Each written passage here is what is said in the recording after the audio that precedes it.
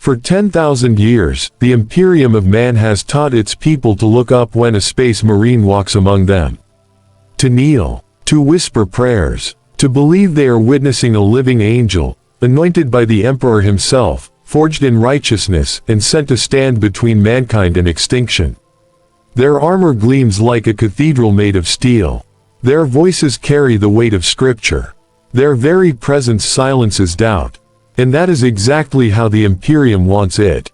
Because myths are easier to worship than truths.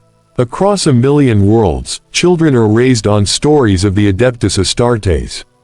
They are told these warriors were once ordinary men who rose above weakness through faith, discipline, and loyalty. They are taught that the Space Marine is the pinnacle of human potential, proof that humanity can overcome its own fragility. The Imperium needs this belief to survive. In a galaxy filled with gods that devour souls and horrors that wear flesh like clothing, hope is a weapon. And the Space Marine is its sharpest blade. But blades are not born. They are forged, and the forge is never gentle. The truth, carefully buried beneath layers of dogma, censored records, and sanctified lies, is that Space Marines are not elevated humans. They are reconstructed ones. Their strength does not come from courage alone, nor their endurance from faith. It comes from a series of surgical violations so extreme that most human minds would fracture simply by learning of them. Organs grown in vats, glands designed to override instinct, biological systems that should not exist in any natural body. These are not blessings, they are tools, and tools are not meant to feel. The Imperium never explains this. It cannot. To admit that its greatest defenders are manufactured through suffering would be to shatter the illusion that holds its civilization together. So instead, it wraps the process in holiness. Pain becomes ascension, loss becomes sacrifice, and the destruction of a human body is renamed rebirth. The language itself is a weapon, carefully chosen to ensure no one asks what is truly being reborn, and what is being buried forever. Because if you strip away the banners and prayers, if you silence the hymns and look beneath the armor, you begin to notice something unsettling. Space Marines do not eat like men. They do not sleep like men. They do not fear like men. They do not grieve like men. Many do not even remember their lives before the transformation. The boy they once were, his family, his home, his name, fades into something distant and irrelevant, like a half-remembered dream. And the Imperium calls this a success. This is the first lie, that the Space Marine is humanity perfected. In reality, he is humanity edited, cut, rewritten, optimized for war at any cost. His organs are not symbols of advancement but evidence of compromise, proof that the Imperium chose survival over dignity, efficiency over empathy. And once you understand that, the armor no longer looks like holy relics. It looks like containment. The terrifying truth is not that Space Marines are capable of horrifying violence. That much is obvious. The truth is that they were designed so that violence would feel natural, necessary, inevitable. Their bodies are engineered to endure conditions that would liquefy a normal human's organs, to fight without hesitation, to kill without reflection. And every enhancement pulls them one step further from the species they were created to protect. Yet the galaxy does not see monsters. It sees angels. And angels do not get questioned. That is how the Imperium survives, not by hiding the horror completely, but by dressing it in glory. By teaching its people that salvation must be terrifying. That mercy is a weakness. That if something protects humanity, it must be good, no matter how much humanity it destroys in the process. And this is only the surface of the lie. Because once you begin to examine what was placed inside a Space Marine's body, once you follow the trail of organs, glands, and altered systems, you come to a realization that is far more disturbing than any battlefield atrocity. The Space Marine was never meant to remain human. He was meant to endure. And in the grim darkness of the far future, endurance is the most horrifying transformation of all. Because before a Space Marine ever wears ceramide armor, before organs are implanted, before bones are reforged, before the Imperium dares to call him an angel, there is a far quieter horror. One that does not take place on battlefields or in laboratories, but in the moment a child is chosen, and quietly erased. The Imperium does not recruit men. It harvests boys. Across feral worlds, hive slums, death planets, and irradiated wastelands, the Adeptus Astartes search for children who meet a very specific requirement. Not purity, not kindness, not intelligence, but survivability. These are worlds where childhood itself is a trial. Where violence is normal, hunger is constant, and death is common. The Imperium does not see this as tragedy. It sees it as preparation. A boy who has already learned to endure suffering is easier to break, and easier to rebuild. When the Space Marines arrive, they do not ask for volunteers. They test, they observe, they select, and once chosen, there is no refusal, no farewell, no explanation given to the family that will never see their son again. One moment the boy exists as a person. The next, he becomes Imperial property. The language changes immediately. He is no longer a child. He is a candidate, a resource, a possibility. What follows is not training. Training implies growth. This is filtration. The first trials are designed to kill the weak outright. Forced marches through lethal terrain. Starvation. Exposure. Combat against other candidates where mercy is punished and hesitation is fatal. The Imperium does not intervene when boys die screaming in the dirt. Their deaths are logged as efficiency. Every corpse means the process is working. Because a Space Marine must be someone who can watch others die, and keep going. And even those who survive are already losing something vital. Sleep deprivation warps their perception. Constant stress fractures their sense of self. Indoctrination begins early, not as lessons but as repetition, prayers, oaths, names spoken until they replace memory. The boy's old life becomes irrelevant. His home fades. His parents become abstract concepts. This is intentional. A Space Marine who remembers love is a liability. By the time the first surgeries begin, the candidate is no longer asked who he was. The Imperium does not care. Identity is inefficient. Individuality creates hesitation, and hesitation gets legions killed. Here is the truth most Imperial citizens will never hear. The transformation into a Space Marine begins long before a single organ is implanted. It begins with systematic dehumanization, with teaching a child that pain is purpose, that obedience is survival, that the self is disposable. And for many candidates, this is where the story ends. Their bodies reject the process. Their minds snap under pressure. Their hearts fail during early modifications. They die on cold metal slabs or in nameless holding cells, their remains recycled, their existence erased from record. The Imperium does not mourn them. It never planned to. A failed candidate is not a tragedy, it is expected loss. But for the few who endure, something far worse awaits. Because surviving the trials does not mean they are ready to become Space Marines. It only means they are now broken enough to be rebuilt.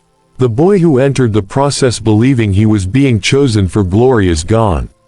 What remains is a hollowed vessel, disciplined, obedient, and desperate to prove his worth. And that desperation is exactly what the Imperium needs. So if you're still watching, understand this. Everything you believe about Space Marine strength begins here, not with organs, not with armor, but with the quiet destruction of a child's humanity. And this is only the beginning. Because what the Imperium places inside their bodies next will ensure that nothing human ever fully grows back. Stay with this story until the end, because the deeper we go into what a Space Marine is made of, the clearer it becomes why the Imperium never wants you to ask how they are created. Because this is the point where the Imperium stops pretending the candidate is still human.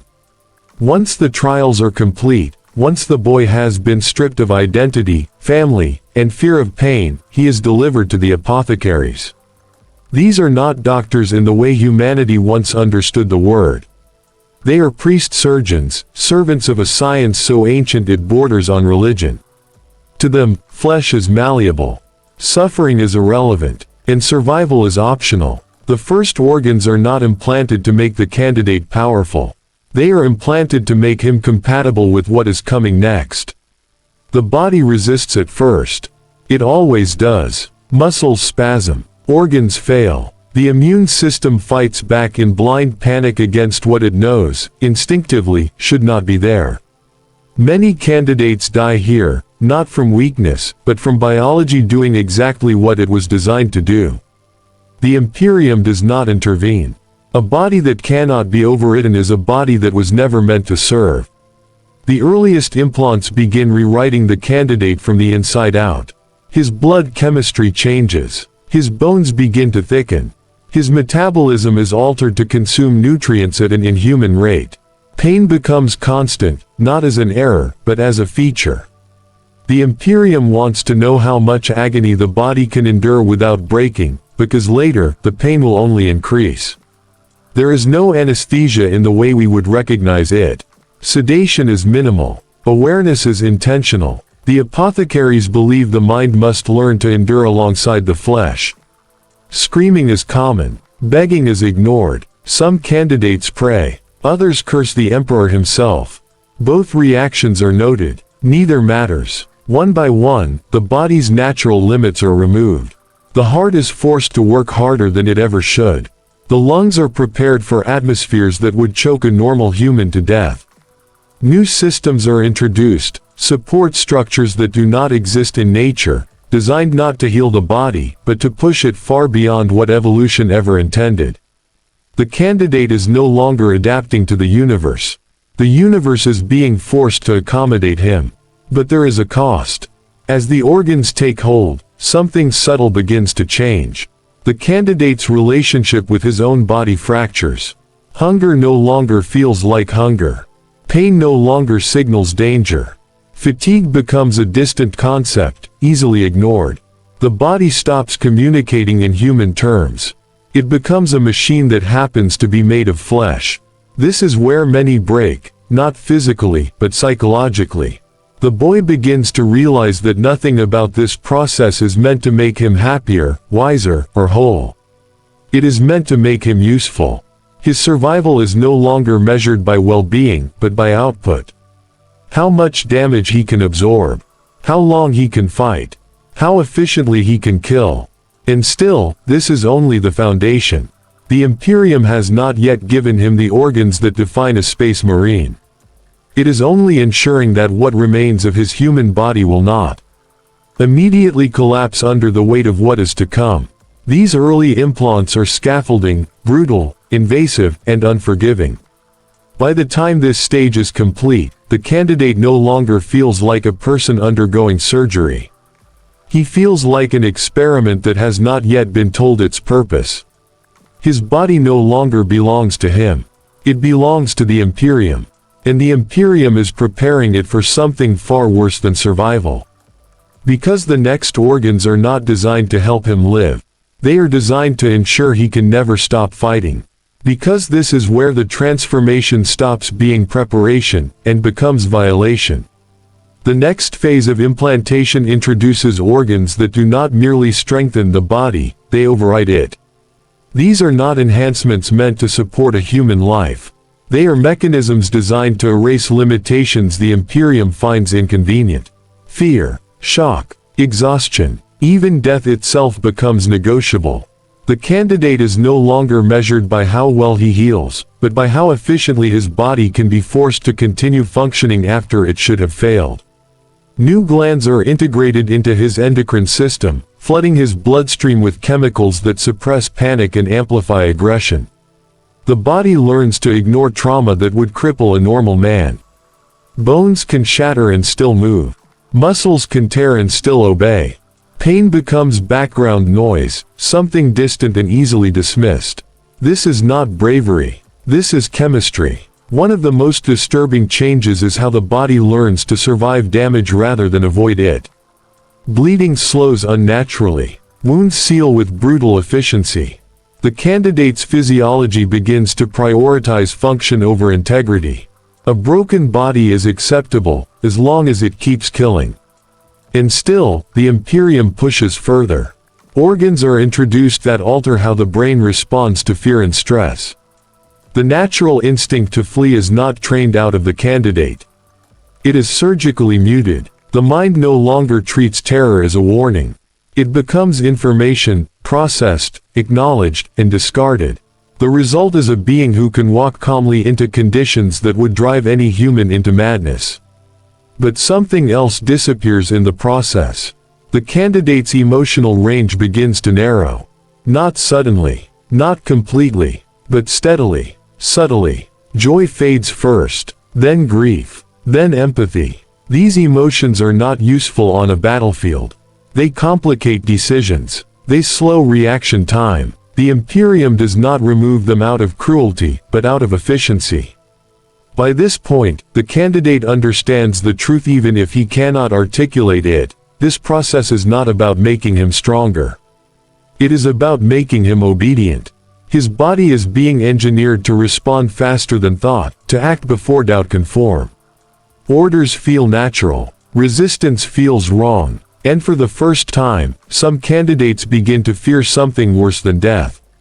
They fear completion, because they can feel the distance growing between who they were and what they are becoming. Memories surface at random, faces, voices, places, only to dissolve under the weight of indoctrination and chemical suppression. The mind is learning what the body has already accepted. There is no going back. The Imperium does not see this as loss. It sees it as refinement. These organs do exactly what they were designed to do. They create warriors who do not hesitate, do not break, and do not question why they are still alive when every biological system says they should be dead. Warriors who will keep moving forward as long as even a fragment of their body remains functional. And this is still not the worst of it. Because the next organs do not simply change how the Space Marine fights.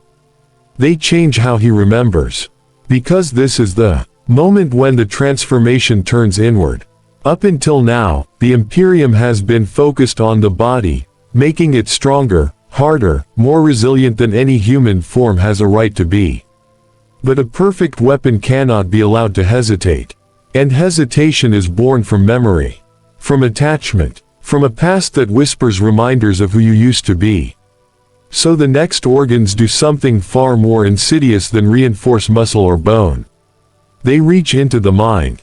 Subtle implants are woven into the candidate's neural architecture, altering how memories are stored, accessed, and prioritized. The Imperium does not erase the past outright. That would be inefficient. Instead, it teaches the brain what memories matter, and which ones do not.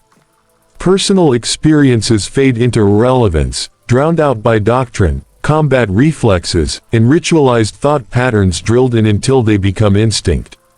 Faces blur. Names lose meaning. The warmth of childhood becomes difficult to recall with any clarity.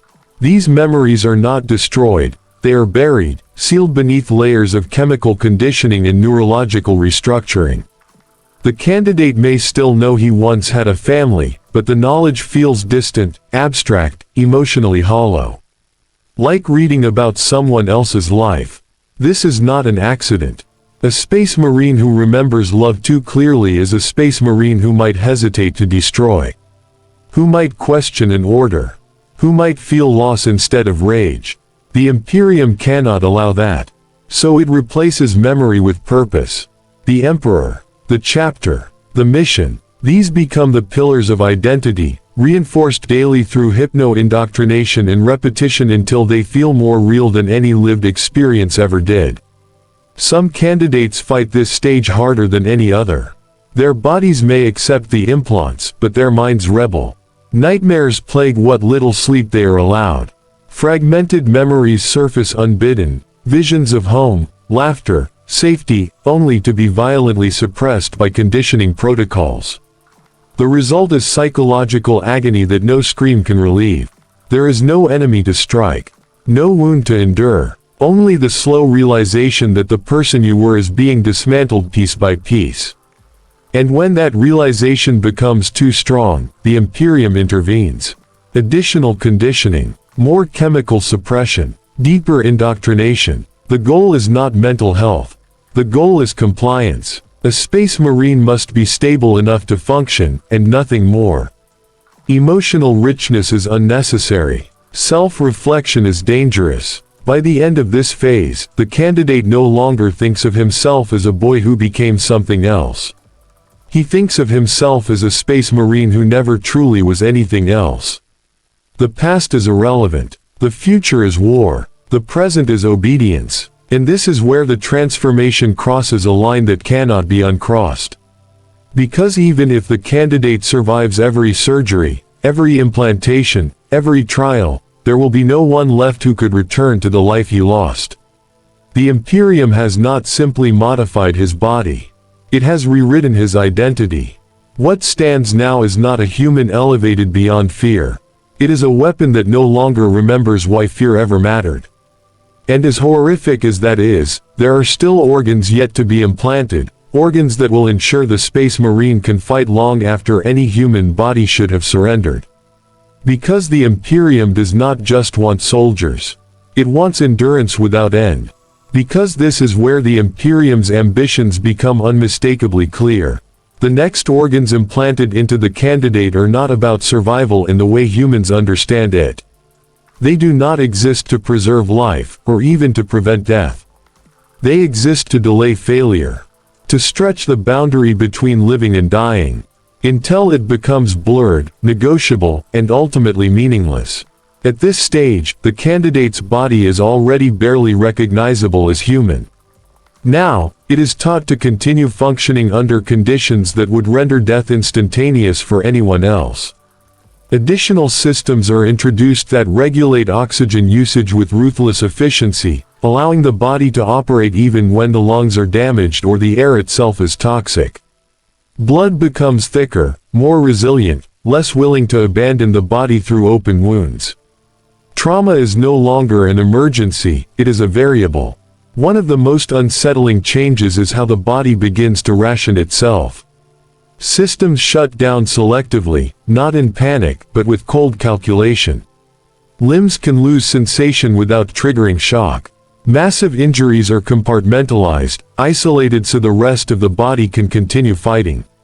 The candidate does not experience this as heroism.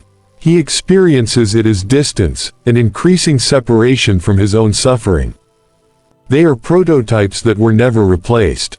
The Imperium chose continuity over correction, tradition over improvement, survival over truth, and so it continues to create warriors using a process it knows is flawed, because stopping would mean facing extinction without them.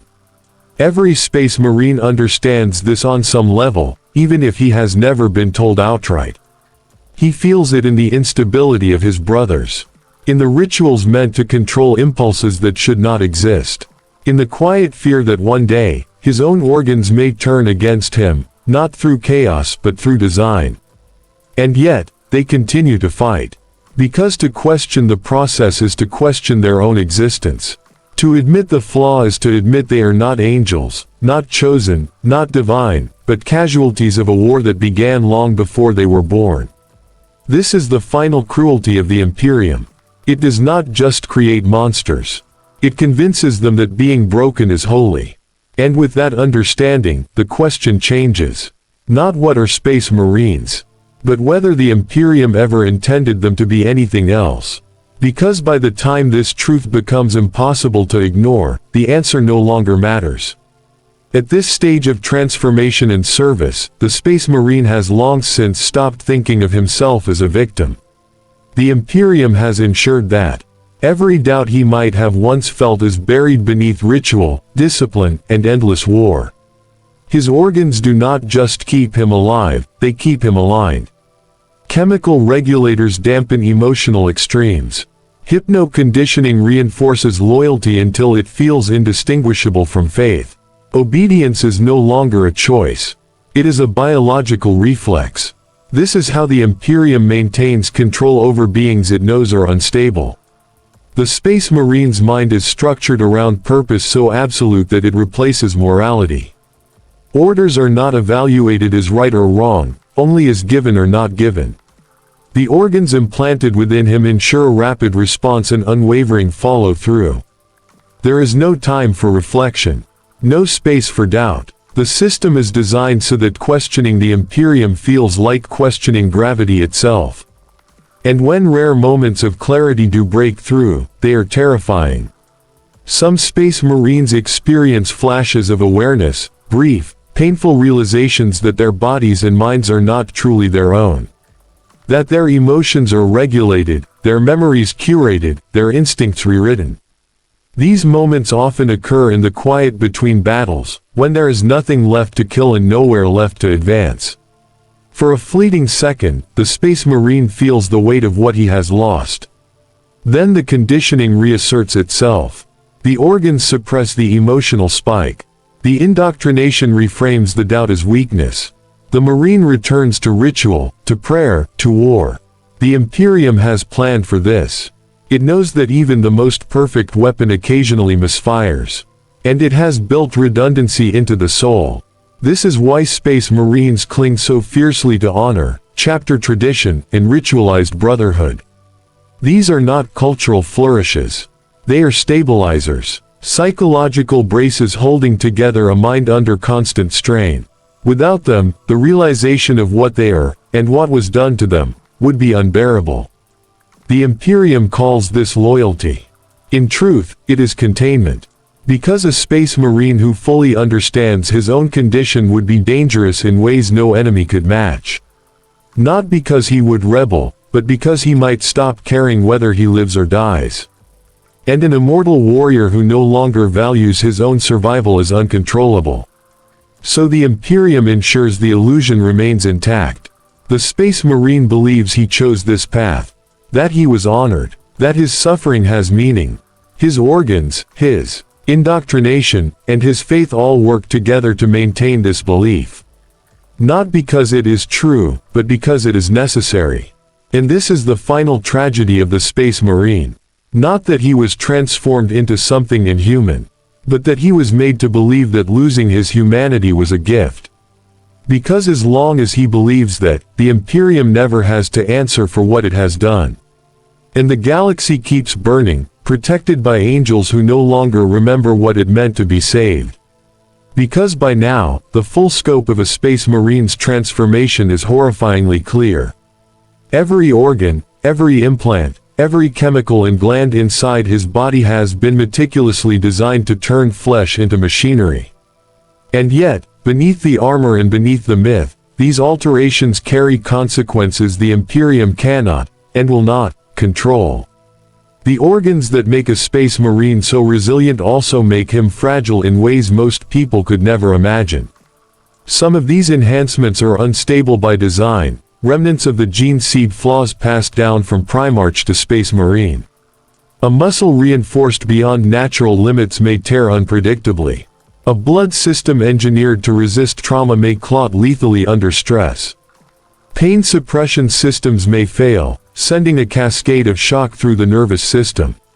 And when these failures occur mid-combat, there is no room for mercy or error. Even worse, the Space Marine's organs interact with one another in unpredictable ways. Enhanced lungs push oxygen faster than the heart can circulate it. Pain-suppressing glands override survival instincts in ways the mind cannot reconcile. The very systems that are supposed to make him invincible sometimes betray him, leaving him trapped between two irreconcilable truths. His body can endure horrors no human should face, yet it can also fail without warning, violently, and irreversibly. This is why the Imperium surrounds its warriors with redundancy, not just in brothers, but in doctrine and ritual. Every chapter's hierarchy, every battlefield strategy, every ceremonial practice is designed to compensate for organs that may betray their wielder. The Space Marine is not a singular hero.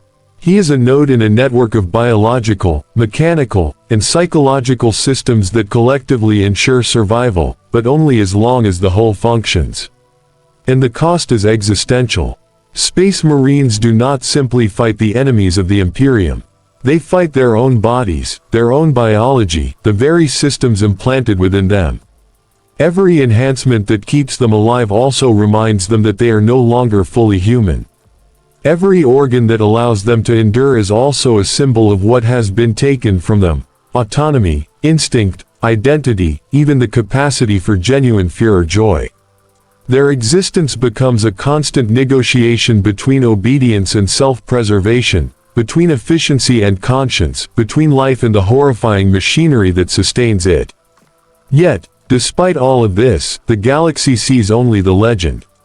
The people of the Imperium see angels in armor, icons of hope and martial perfection. They do not see the hidden failures, the organs that may revolt, the mind slowly being overridden by chemical regulation, the silent suffering endured to maintain appearances. The Imperium does not allow them to. Because knowledge of the truth would undermine faith, obedience, and control. It would reveal that the galaxy's mightiest warriors are as broken as the worlds they defend. And in that truth lies the ultimate horror. The Space Marine's greatest enemy is not chaos. It is the Imperium itself. Because every organ, every modification, every enhancement exists to enforce loyalty. Not to preserve humanity, not to protect life, but to ensure that the machine fights, obeys, and endures, no matter the cost to the person who once existed inside. In the grim darkness of the far future, this is the cruelest reality of all. The Imperium has created weapons in the image of men, but men no longer inhabit those weapons. And yet, they march. They fight. They endure. Because that is what they were made to do. Because the final stage of transformation is not physical. It is systemic. By now, every candidate has undergone surgeries, chemical augmentations, organ implants, and neural conditioning. His body has been reinforced beyond natural limits. His metabolism, his bones, his muscles, even his blood, all engineered to survive what no human should survive. But the most insidious organ is not one you can see. It is the one that enforces obedience at a cellular level, the psychological and physiological regulator embedded into his being. This final layer ensures that a Space Marine will never hesitate, never question, never falter. It is not enough that he fights with enhanced strength or that his body can endure lethal trauma. He must also act as the Imperium dictates, without resistance. Fear, doubt, and morality, the very instincts that make a human autonomous, are muted or rerouted. The organs that once merely supported life now command it. Thought and reflex are synchronized. Obedience becomes a reflexive state encoded in the body itself. And yet, within that obedience, a horrifying paradox emerges. Because while the body no longer refuses orders, the mind, fragmented by memory suppression, indoctrination, and chemical alteration, can sometimes rebel in subtle ways. The Space Marine might question strategy, hesitate at unnecessary cruelty, or feel flashes of a humanity long buried. But the regulators are relentless. They suppress, override, and recalibrate until the anomaly disappears. Every organ, every implanted system, every chemical pathway ensures conformity. It is in this stage that the full horror of the process becomes undeniable. The Space Marine is not just modified. He is imprisoned inside his own body. Every organ, every graft, every enhancement serves a single purpose: to enforce the Imperium's will, to maintain the facade of perfection, to ensure survival, but never independence. His body has been rewritten as a machine, and the machine will obey, whether the mind consents or not. Some candidates come to understand this. They realize, in rare, terrifying clarity, that they are no longer men who have been enhanced. They are weapons who once wore human flesh. Their organs do not just prolong life, they erase choice. Their blood does not nourish their own selves, it fuels a system designed to endure battles without mercy. Their hearts do not beat for hope, love, or survival, they beat to maintain obedience. And yet, the Space Marine endures. He marches, he fights, he kills, and he survives. Because the Imperium has engineered him to do so. Pain, exhaustion, trauma, all meaningless. Every failure, every death around him, every battlefield atrocity, irrelevant. The body overrides all else. The chilling truth is simple: the Space Marine may appear divine, unstoppable, and heroic. But he is neither. He is a prisoner of his own organs, a living weapon whose humanity has been systematically stripped away. And in the far future, where the galaxy burns and the Imperium claims dominion over millions of worlds, that is considered a victory.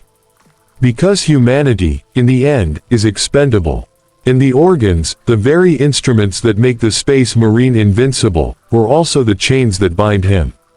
Because no matter how precise the Imperium's engineering, no biological system is perfect.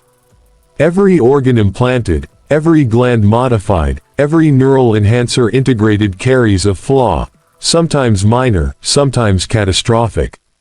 These flaws are inherited from the Primarchs, gene seed, passed down over millennia. Each generation compounds the instability, ensuring that the Space Marines, for all their might, are walking experiments, teetering on the edge of biological collapse. Some of these failures are subtle. A pain suppression organ may malfunction at the worst possible moment, flooding the nervous system with signals it cannot process. A chemically reinforced metabolism may destabilize under prolonged stress, causing hallucinations or uncontrollable aggression. Bones engineered for impossible resilience can fracture explosively.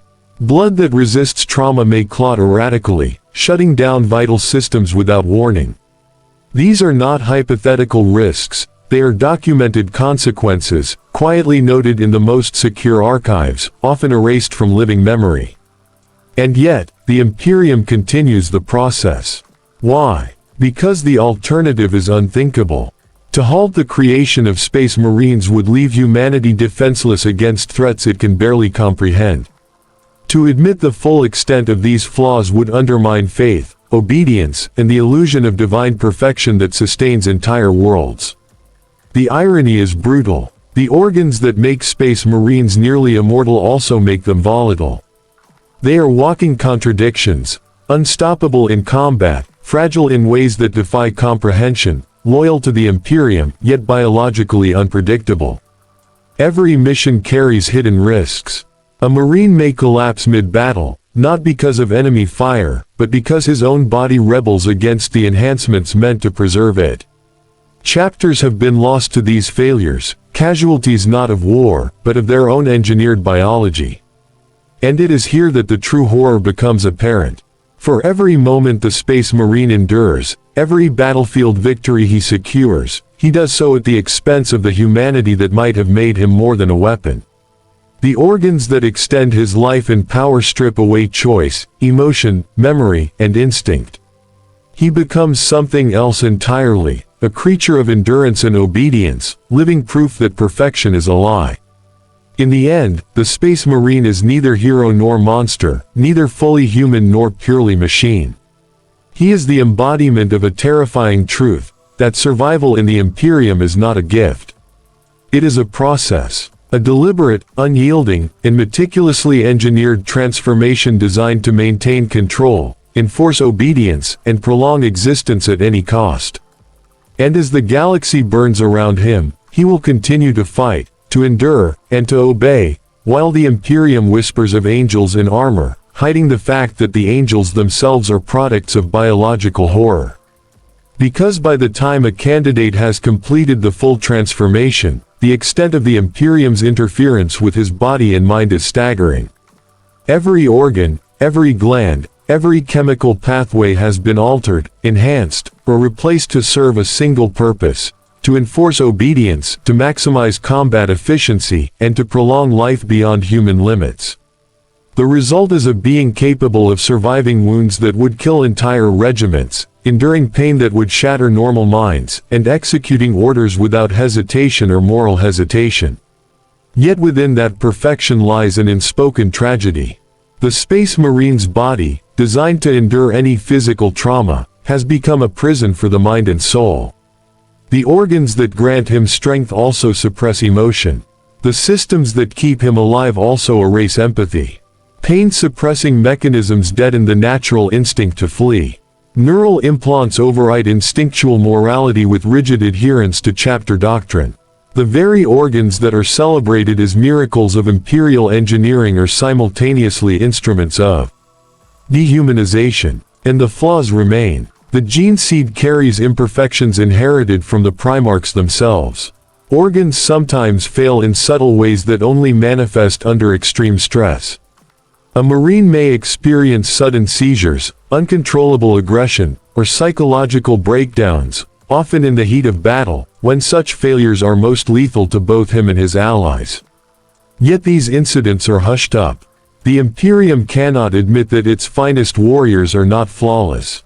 That would be dangerous. That would expose the truth, that the so-called perfection of a space marine is built on biological instability and relentless cruelty. Even beyond physical instability, the implants have consequences that the Imperium cannot entirely predict. Some space marines begin to experience dissonance between instinct and command. The organs that enforce obedience are relentless, yet fragments of suppressed memory or fleeting flashes of emotion occasionally surface. These moments are terrifying, shards of humanity trapped inside a machine designed to deny them.